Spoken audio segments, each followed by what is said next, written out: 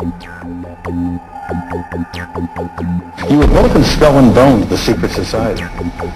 It's so secret we can't talk about it. What does that mean for America? I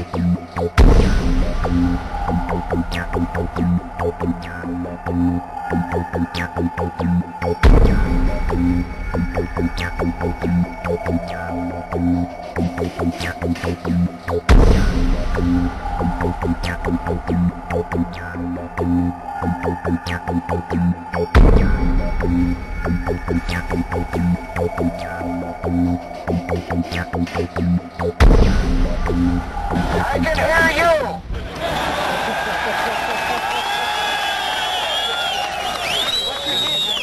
I can hear you, the rest of the world hears you, and the people who knock these buildings down will hear all of us soon.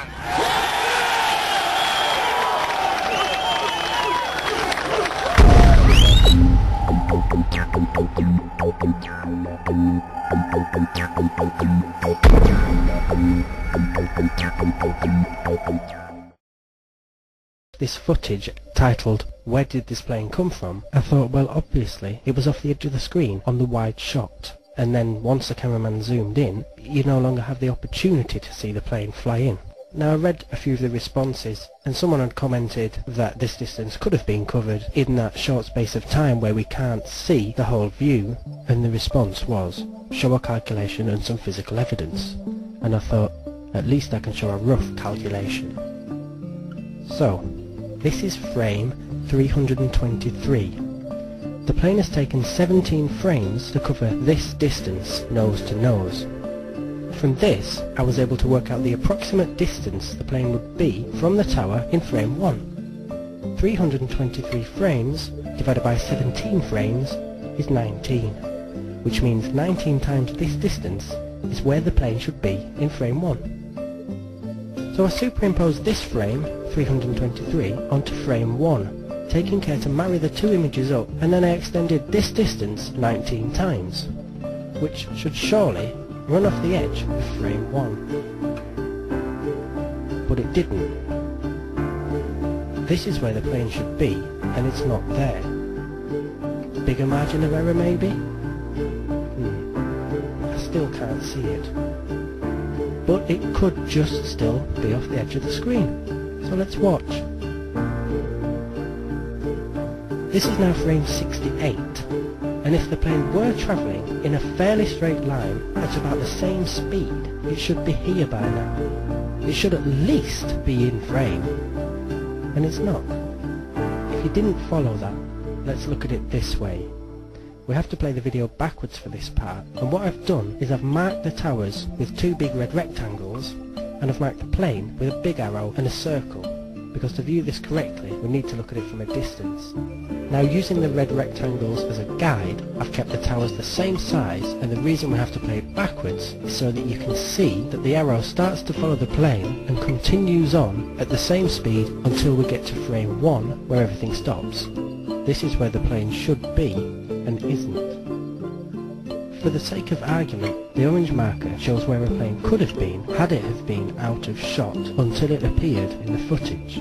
As you can see, as it gets towards the last 17 frames, it doesn't match up with where the plane is. But it's not far from it. It's just over a plane's length away. In fact, if we just apply a small amount of drag force to the plane, which means it would be slowing down, this is what happens. The marker remains out of shot, but matches the plane's path once we can see the plane. So after thinking that I proved myself wrong, I'm now left with a question. Was there enough drag force to slow the plane down so that it could have been out of shot at the beginning and part way through the video? Okay, you're probably wondering how they did 9/11. This Chopper 4 footage appears to be real. It's very difficult to see, but in a yellow box there's a cruise missile of some sort flying in towards the World Trade Center buildings. I believe that's a lot real. of uncertainty right now as to what is happening. You can see there are choppers. I believe that could be a police helicopter that is... Oh! Wow. We just saw... Oh my goodness. You were looking at another live picture right now Oh my goodness. Of what I believe was a plane that just hit another plane. This Tower does not 2. look like... Okay, now these two CNN videos are completely and totally fake.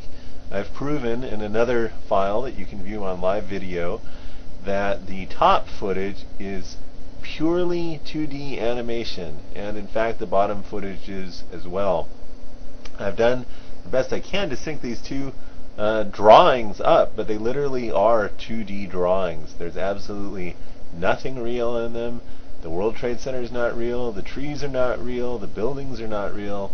They're completely and totally fake. They're literally drawings that they showed you on television over and over again. Now we compare the two fake CNN clips on the left with actual footage taken from live TV stations on the right. You can tell that the two clips on the right are real because of the smoke, actually. If you look very carefully, you'll see that the fireballs are exactly the same. They move in real time. There's no scary faces or devil's horns or anything else drawn on the fireballs. So the clips on the right actually show what happened, whereas the ones on the left were just totally fake. Now, on the right, you'll see the nose out glitch. That was an attempt to inject animation of that big black plane into live video. The clip on the right got screwed up because the helicopter moved slightly out of position, and so the fake plane animation, the cartoon plane, actually went through where it was supposed to with the World Trade Center and came out the other side, which caused a lot of problems for the perps, and that's how we're going to be able to hang them ultimately.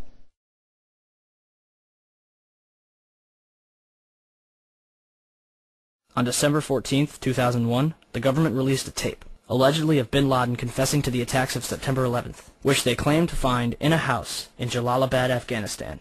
Except there's a number of things wrong with this tape. 1. The tape itself is of very poor quality. And 2. The man in the video looks and acts nothing like bin Laden. According to the FBI's website, Osama is left-handed. Yet, in this video, he's writing a note with his right hand. Not to mention he's wearing a gold ring, which is forbidden by Islamic law, and is never mentioned in the FBI's description of him. Compare this video to 4 other pictures of bin Laden. Does anybody else see a problem here? Until the government can prove without a shadow of a doubt that Al-Qaeda was behind September 11th, the American people have every reason to believe otherwise.